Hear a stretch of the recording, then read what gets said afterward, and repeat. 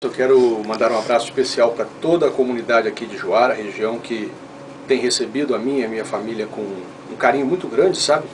Eu tenho estado muito, assim, sido muito bem recebido, e lá em Tangará da Serra, de onde eu venho, fala-se da região assim com boca cheia, como sendo uma região muito próspera. Então eu quero mandar um abraço para todos que nos ouvem e desde já nos colocar à disposição da comunidade dentro da parte médica. Gosto também muito do trabalho com veículos de comunicação. Lá trabalhei por 6 anos com rádio e televisão, fazendo entrevistas, né? Tirando dúvidas das pessoas por meio dessa interatividade com rádio, com TV. Lá a gente tinha um programa muito interessante, no qual as pessoas telefonavam e tiravam as dúvidas no ar.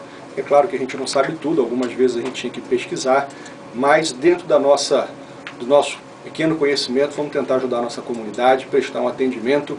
Eu sempre digo, vamos trazer a medicina que eu aprendi no Rio de Janeiro, aqui para Juara, e fazer uma medicina de padrão classe A. Sim, minha esposa é Érica, ela é cirurgiã dentista, e nós temos 2 bonecas. Temos a Beatriz, de 5 anos, e temos a Luísa, de 5 meses. A nossa família está vindo aqui para Juara nas próximas semanas. Hoje eu estou voltando a Tangará para buscar mudança, e a partir do dia 21 já estaremos aí começando com força total.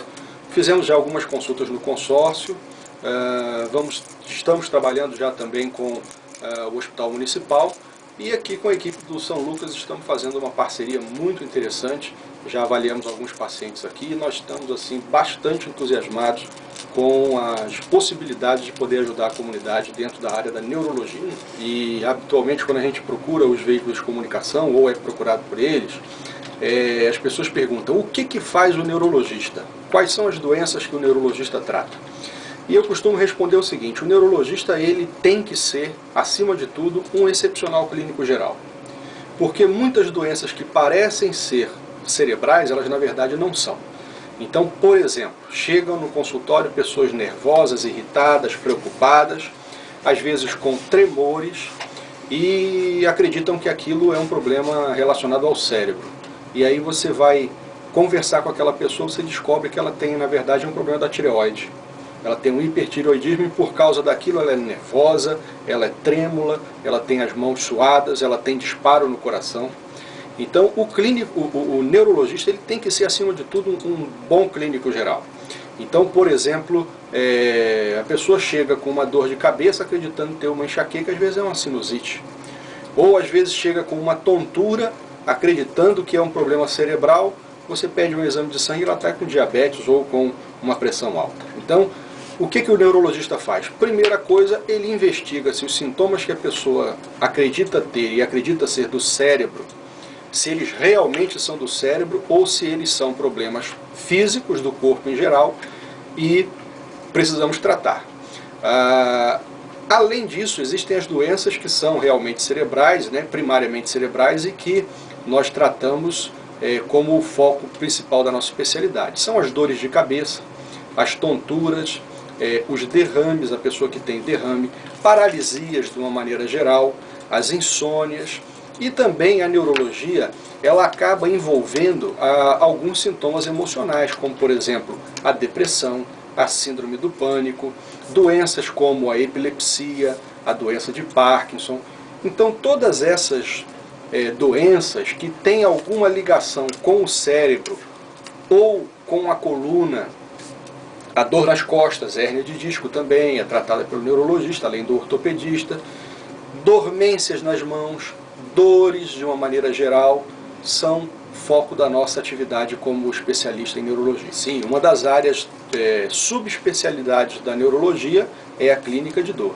Inclusive tem uma doença muito interessante que é a fibromialgia, que é uma doença que muitas vezes a pessoa peregrina por vários médicos, não encontra uma solução e sente dores muito incômodas, dorme mal, geralmente ligada com ansiedade, e também pode ser tratada pela neurologia. Agora, uma coisa interessante é que o neurologista ele usa medicamentos que na bula está escrito que serve para uma coisa e a gente usa para outras coisas. Isso é uma coisa muito interessante. Por exemplo, para tratamento da enxaqueca, Muitas vezes a gente usa remédio de depressão, remédio de epilepsia, remédio de labirintite, remédio de coração.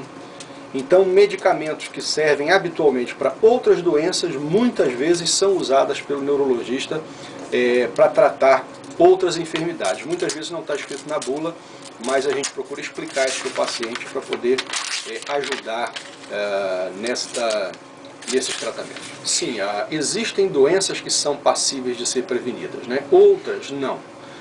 Então, por exemplo, existem alguns estudos científicos que mostram que a vitamina E, ela, como é um antioxidante, ela combate os radicais livres, ela pode talvez ser utilizada como sendo um preventivo da doença de Parkinson, do mal de Alzheimer. Então, são ainda assuntos que estão em investigação.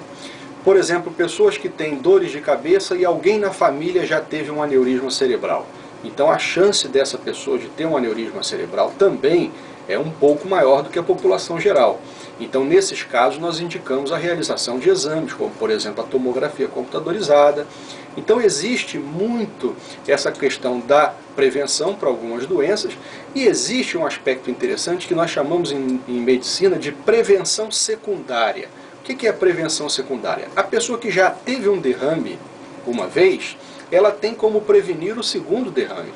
Então, não é porque a pessoa já teve uma vez que, olha, agora não tem mais o que fazer. Existe uma série de aspectos que podem ser abordados pelo médico para prevenir novos eventos.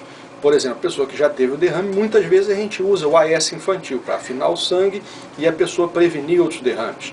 A pessoa, por exemplo, que tem pressão alta, que tem o diabetes, o fato de controlar essas doenças favorece em muito a prevenção de que a pessoa tenha outros derrames. Então a neurologia tem sim esse aspecto preventivo. A automedicação em neurologia, de certa forma, a própria vigilância sanitária proíbe, porque, como é de conhecimento da maioria de nós, os remédios neurológicos só são vendidos com receita controlada. Então, certos medicamentos não tem como a pessoa se medicar sem pegar a receita com o médico. O que mais nos preocupa na neurologia com relação à automedicação é a dor de cabeça. Porque a dor de cabeça, na verdade, não é uma doença, a dor de cabeça é um sintoma e ela está relacionada a mais ou menos 150 doenças. Então, por exemplo, doenças simples como uma enxaqueca, como um estresse emocional, podem causar dor de cabeça. Agora, existem doenças gravíssimas, como uma meningite, um tumor, um aneurisma cerebral, podem também causar a dor de cabeça. radiotucunaré.com.br